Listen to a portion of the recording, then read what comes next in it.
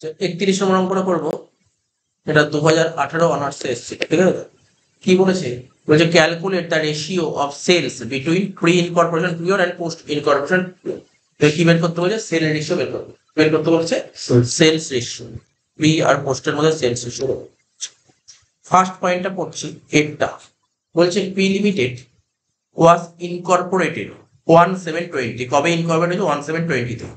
And took over the business of S company. কার বিজনেসটা নিয়ে নিয়েছে? টেক ওভার করেছে এস কোম্পানির বিজনেস নিয়ে নিয়েছে 1720 তে। With retrospective effect from 1/4/2020, it closed its books on 31st March every year. ঠিক আছে? সেলস ফর দ্য ইয়ার বলেছে 24 লাখ টাকা, যার মধ্যে 9 লাখ টাকা বলেছে প্রথম 6 মাসের সেল। যে সেল রেশিও কত হবে? তো ইজি আছে, অঙ্কটা করে দিন।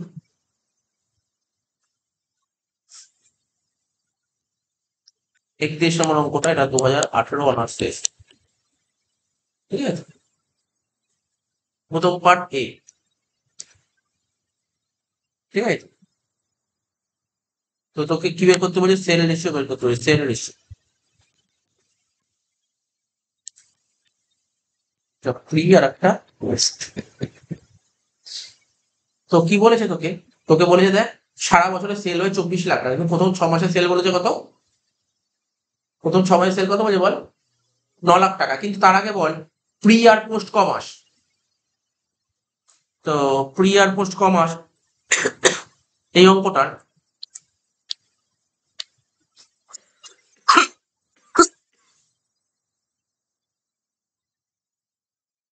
ইয়ার এন্ড হয়েছিল 31/8, তাই তো?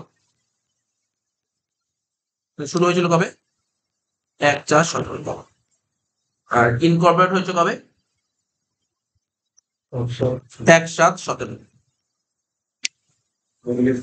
এটা 3 মাস আর এদিকে 9 মাস। তাহলে প্রি হচ্ছে 3 মাস আর পোস্ট 9 মাস, ঠিক আছে? তাহলে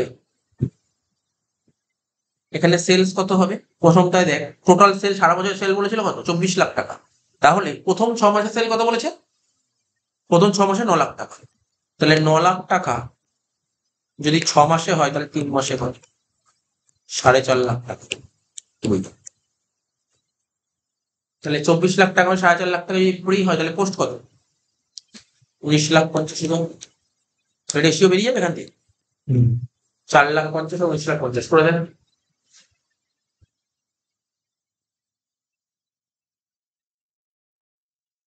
কত হলে? 3:30।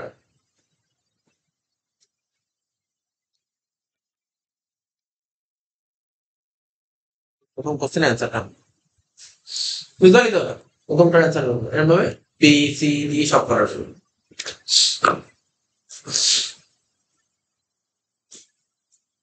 এবার বিটটা করবো, হ্যাঁ? কি বলেছে কোশ্চেন পর?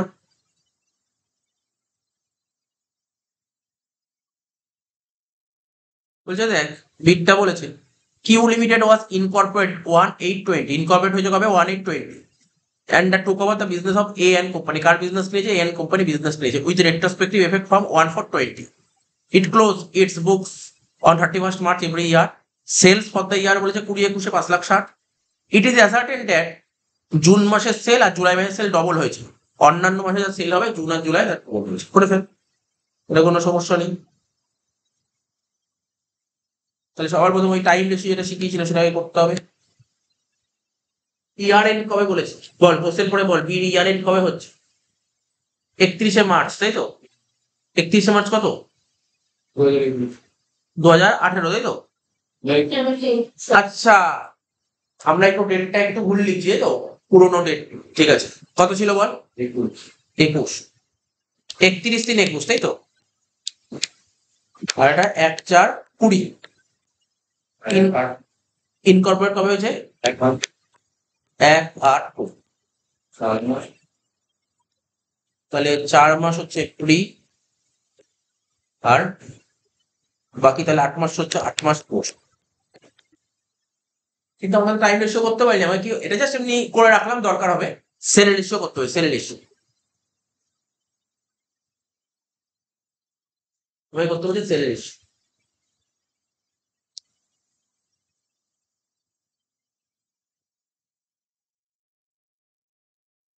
তাহলে করবো, কোনো সমস্যা নেই। সেল রেশিও এখানে লেখ, সেলস রেশিও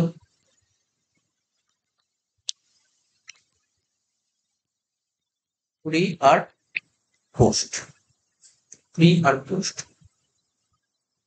তাহলে বলে যে প্রতি মাসে যা সেল হবে জুন আর জুলাই তার ডবল হবে। তাহলে এপ্রিল থেকে,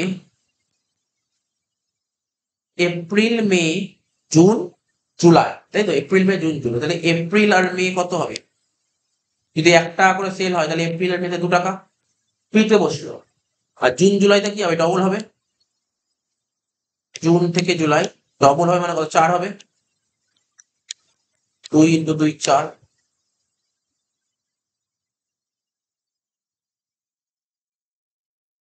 হয়ে গেল। কিন্তু বাকি রইলো কত? আগস্ট থেকে কোন মাস অব্দি বল? আগস্ট থেকে পুরো মার্চ অব্দি ক মাস হচ্ছে? 8 মাস। 1 × 8, তাহলে কত হচ্ছে? রেশিও কত হবে? 6 আর 8। 6 আর 8 রেশিও করলে কত হবে? 3:4। সেকেন্ড কোশ্চেন অ্যান্সারটা হলো কি রে?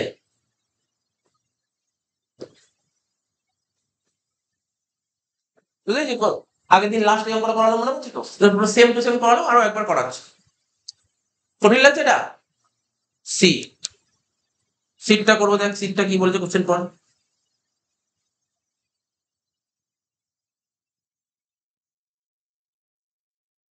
সিটটা বলেছে, বলছে আনলিমিটেড ওয়াজ ইনকর্পোরেটেড অন 1920। কবে ইনকর্পোরেটেড? 1922। কার বিজনেসে? C brothers, with retrospective effect from 1420। ঠিক আছে? It close its books 31st March every year. Sales for the year, 20 sale বলে 24 লাখ টাকা। আর monthly sales after the date of certificate, ঠিক আছে, of incorporation recorded on increase, sorry, recorded and increase 2/3 over monthly sales during the period before incorporation. তাহলে সহায়তা হবে পুরো। আচ্ছা, ইয়ার এন্ড কবে বলেছে? দেখ ইয়ার এন্ড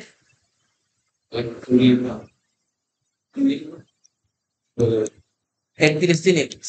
শুরু কবে ছিল? 1/4/20। আর ইনকর্পোরেশন ডেট কবে বলেছে দেখ তো? 1/9/20।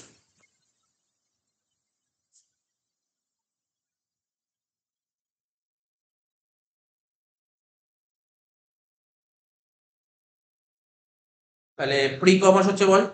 5 মাস প্রি, আর পোস্ট হচ্ছে 27। তাই তো? প্রি 5 মাস, পোস্ট 27। তারপরে মনে করতে হবে সেল রেশিও,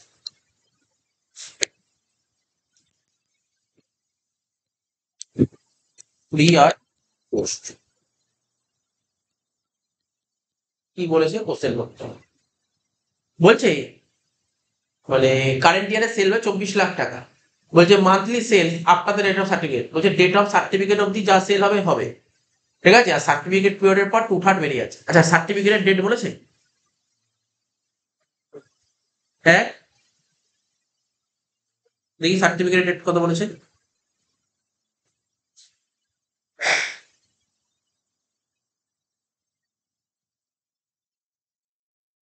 1/9/20 ইনকর্পোরেট হয়েছে, বিজনেসটা নিয়ে নিয়েছে 1/4/20। আচ্ছা, sales for the year 24 lakh টাকা, monthly sales after the date of certificate. ঠিক আছে, মান্থলি সেল যা হচ্ছে after the date of certificate recorded 2/3 over monthly sales during the period before incorporation.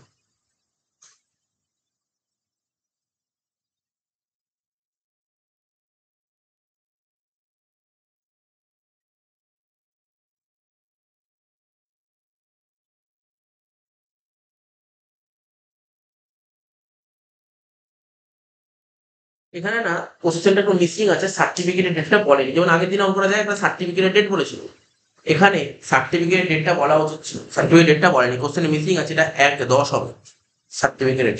যাই হোক, আমরা এমনি এত অব্দি করি তারা বলছি কোশ্চেনে মিসিং আছে সার্টিফিকেট ডেট। তাহলে বলছে প্রতি মাসে সেল যা হবে হবে, কিন্তু ডেট অফ সার্টিফিকেটের পরে সেল বাড়বে। কিন্তু তার আগে সেল কত ছিল? যদি প্রতি মাসে 1 টাকা করে সেল হয় তাহলে 5 মাসে কত? তাহলে ধর এপ্রিল থেকে আগস্ট কম হবে 5 মাস, 1 ইন্টু 5, 5 মাস, 5 হয়ে গেল। আর আমি বলছি ডেট অফ সার্টিফিকেট বলছে 1/10, ডেট অফ সার্টিফিকেট বলছে 1/10, মানে 1/10 পর সেল বেরিয়েছে 2/3। তাহলে সেপ্টেম্বর মাসে কত ছিল? 1, হ্যাঁ কি না? তাহলে তারপরে রইলো কি, অক্টোবর থেকে মার্চ, ক মাস হয়? 6 মাস। প্রতি মাসে যদি 1 টাকা করে বলছে কি, সার্টিফিকেটের পর সেল 2/3 বেড়ে গেছে, 1 ছিল 2/3 বাড়লে কত হবে? আগের দিনই করেছিলাম, 5/3, হ্যাঁ কি না? তাহলে 1 মাসে 5/3 হলে 6 মাসে কত? 10 করে দাও।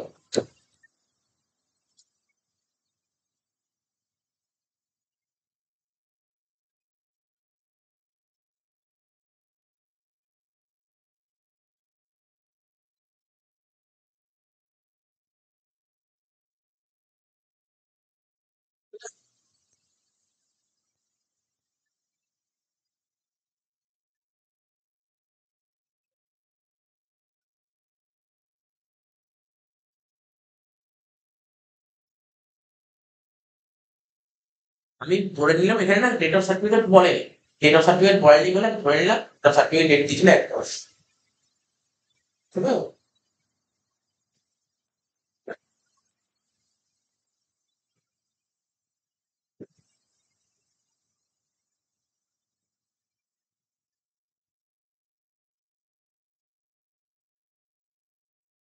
সে এরকমও তো করা যায়, ডেট অফ সার্টিফিকেটের ডেট বলেনি, ডেট অফ, দেখ ভালো করে শোন, আমরা তো এরকম অ্যাজাম্পশন করতে পারি, যেহেতু ডেট অফ সার্টিফিকেট ডেট বলেনি, কোশ্চেনে যেহেতু বলেনি, তাহলে আমি তো বলতেই পারি এটাকেই ধরে নিচ্ছি ডেট অফ সার্টিফিকেট, এটাও ধরতে পারি। যদি এটা ধরি, তাহলে কি হবে? যদি এটা ধরি তাহলে কি হবে? তাহলে সেপ্টেম্বরটা,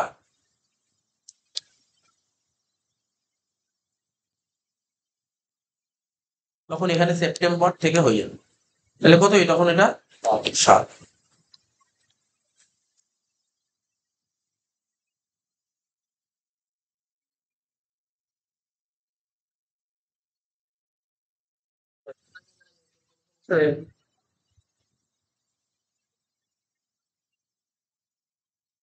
35/3 হতে চায় সেক্ষেত্রে,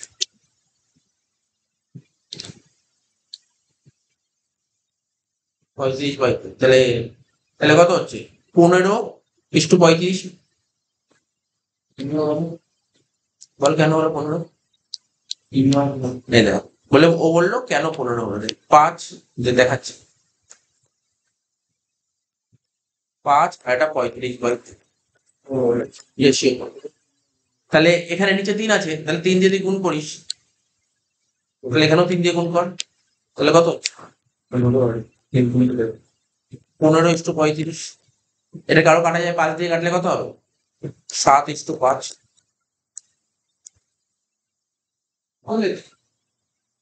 রেশিও করবো তো, 15:35 তো কাটা যায়, ধরো 5 দিয়ে কাটলে কত হবে? 5 দিয়ে কাটলে তো একটু ভুল কাটলাম না, কিন্তু ভুল ভুল কাটলাম না, 5 কে 15 দিয়ে কাটলে কত হচ্ছে? 3। আর 5 কে 35 দিয়ে কাটলে 7।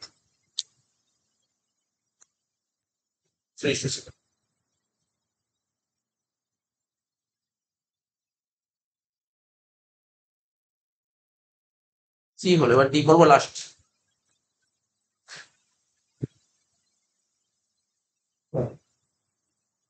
ডেটটা কি বলে দেখ, এস কোম্পানি ইনকর্পোরেট হচ্ছে 1/8/20-তে, তাই তো?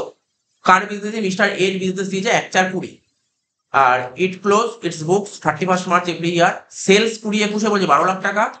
ইট is ascertain that sale September অক্টোবরে ডবল হয়েছে, অন্যান্য মাসে যা সেল হয়েছে ওই আগের মতো।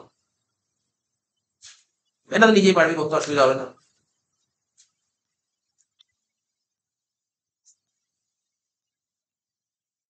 তো বল ইয়ার এন্ড কবে? 31/3/21। শুরু কবে ছিল? 1/4/20, আর ইনকর্পোরেট 1/8/20।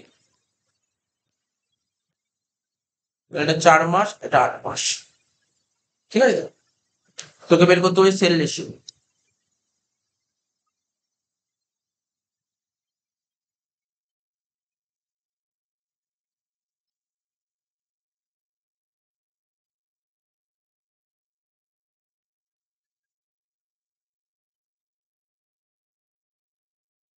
প্রি আর পোস্ট। কোন মাসে সেল ডবল হয়েছে বলেছে দেখ, সেপ্টেম্বর আর অক্টোবর। তা সেপ্টেম্বর অক্টোবর কিসের মধ্যে পড়ছে? পোস্টের মধ্যে পড়ছে। তাহলে প্রিতে তো কোনো সমস্যা নেই, প্রিতে 1 × 4 4 হচ্ছে। সেপ্টেম্বর আর অক্টোবর ডবল বলেছে, তাহলে আগস্ট মাসে যেমন ছিল একই হবে, সেপ্টেম্বর আর অক্টোবর ডবল, মানে 2 × 2 4। রইল কি আর? নভেম্বর থেকে মার্চ ক মাস হচ্ছে? নভেম্বর, ডিসেম্বর, জানুয়ারি, ফেব্রুয়ারি, মার্চ, 5 মাস। 1 × 5 তাহলে কত হচ্ছে? 1, 4 আর 1 5, 5 আর 5 10। ঠিক আছে, তাহলে রেশিও হচ্ছে 4:10, মানে 2:5।